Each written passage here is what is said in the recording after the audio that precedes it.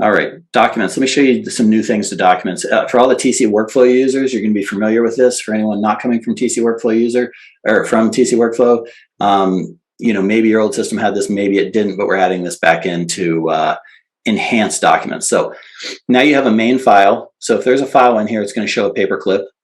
If there is additional files, which we're adding, it's going to show a number here. So actually there's two files in this. There's one main file and one additional file.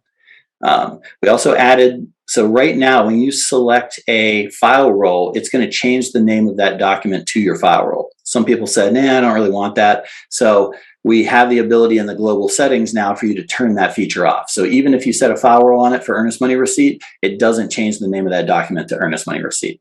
I prefer it. A lot of people don't. So we just wanted to accommodate everyone in that aspect.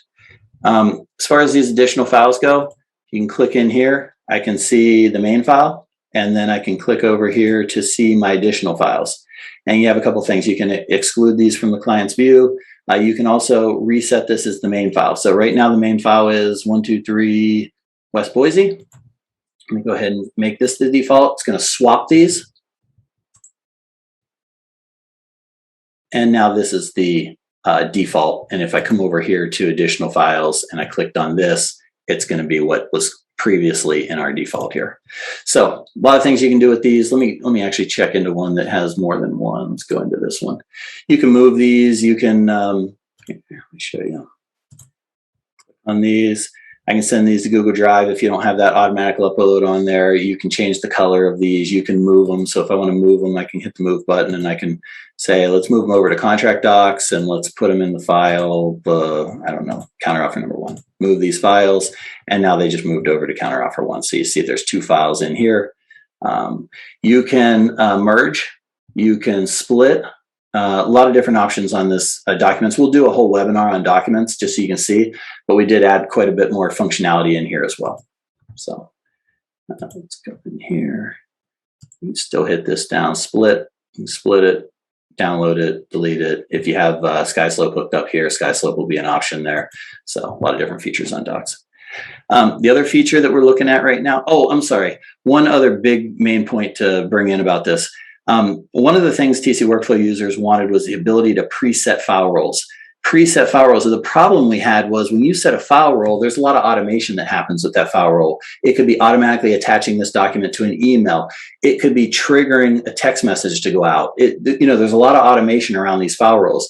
So what we did now in the global settings was there's a toggle and you can say, if I set the file role, if it has a file in here, go ahead and set off the automation. If it doesn't have a file in here, like this grayed out one, do not set off the automation. So you have some features now where you can go and set up all your file roles to save those clicks in your document templates. But if there's no file in the main file, it's not going to trigger that automation.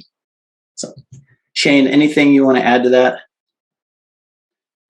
Yeah, just answering some questions here. What was your question again? No, I was just kind of going over documents and showing additional files and everything. Also, the ability to take off that broker. A lot of people have requested that. Now you can hide that broker, that BR here. Yep. So they can hide BR. The additional files, toggling. You may just want to go into the global settings really quick. Oh yeah, definitely. Okay, so there's a few things that are coming down the pipe here. Click on default. So for your entire organization, the first one here is trigger file role conditions. So there's a lot of people that don't use file roles. They don't upload files into open and close, but they do want the functionality around file roles being applied. So this one here says, should trigger file role conditions be processed if the file placeholder, which has a condition of the file role applied, does not contain a digital file, such as a PDF. That's what I was just showing you guys. Oh, gotcha. With the paperclip, the dark paperclip means there's a file in there. The grayed out paperclip means there's not a main file in there. And that's what this global setting is about. Yep. Yep. So that'll fire and I'll fire based upon that setting. So the next one down here is rename the file, the main file. So if you upload a file into the main file placeholder, yes, I want to rename it based upon the file role. If that's off, it won't rename it. It'll keep the same name of the file that was uploaded.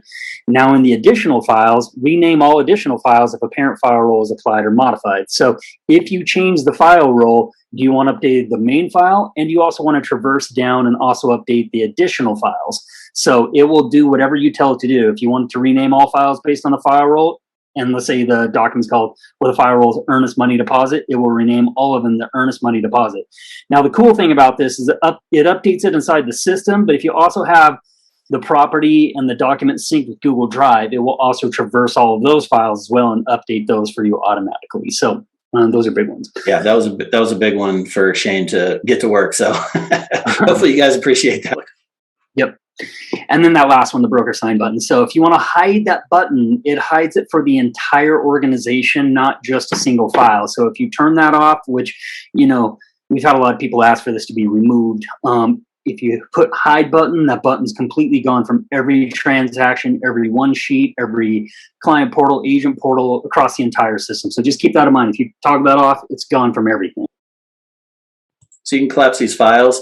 Let's a use case. Let's say all these files are good. You've checked them. Everything's uploaded to compliance and you want to mark it green.